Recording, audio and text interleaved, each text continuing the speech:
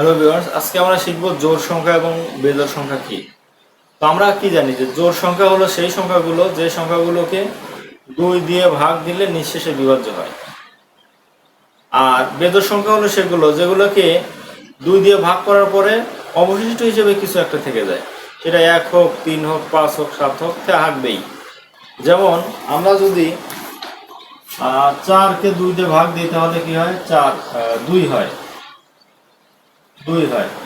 5কে 2 দিয়ে ভাগ দিলে হয় 2, আর অবশিষ্ট থাকে কি,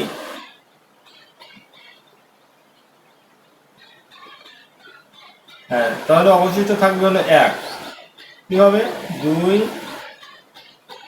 দুগুণে 4, হাতে থাকবে 1, তো 1 আমাদের অবশিষ্ট থাকবে। এরপরে যদি আমরা 7কে 2 দিয়ে ভাগ দিই তাহলে কি হবে, 2/7, 3 দুগুণে 6, এখানে 1 আমাদের অবশিষ্ট থাকবে। তো এই যে সংখ্যাগুলো যেগুলো আমাদের নিঃশেষে বিভাজ্য হবে, মানে যেগুলোর ভাগশেষ 0 হবে, সেগুলো আমাদের জোড় সংখ্যা। যেগুলোর ভাগশেষ 0 হবে না, কিছু একটা থেকে যাবে, সেগুলো হলো বেজোড় সংখ্যা। তাহলে আমরা সংখ্যাটাগুলো একটু খাতায় লিখি।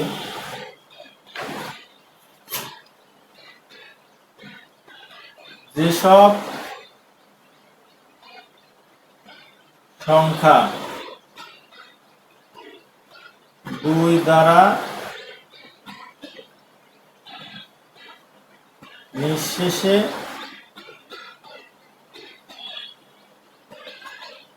বিভাজ্য তাকে জোড় সংখ্যা বলে। যেমন 2, 4, 6, 8, 10। এখন যদি আমরা বলি যে বেজোড় সংখ্যা কি, তাহলে যে সব সংখ্যা 2 দ্বারা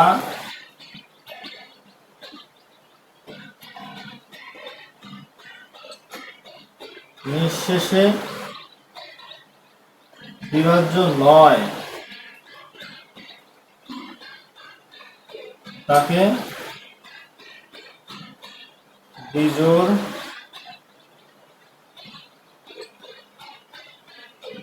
সংখ্যা বলে। যেমন 3, 5, 7, 9।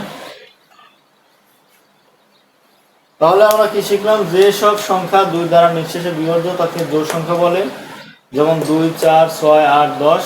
আর যেসব সংখ্যা 2 দ্বারা নিঃশেষে বিভাজ্য নয় তাকে বেজোড় সংখ্যা বলে।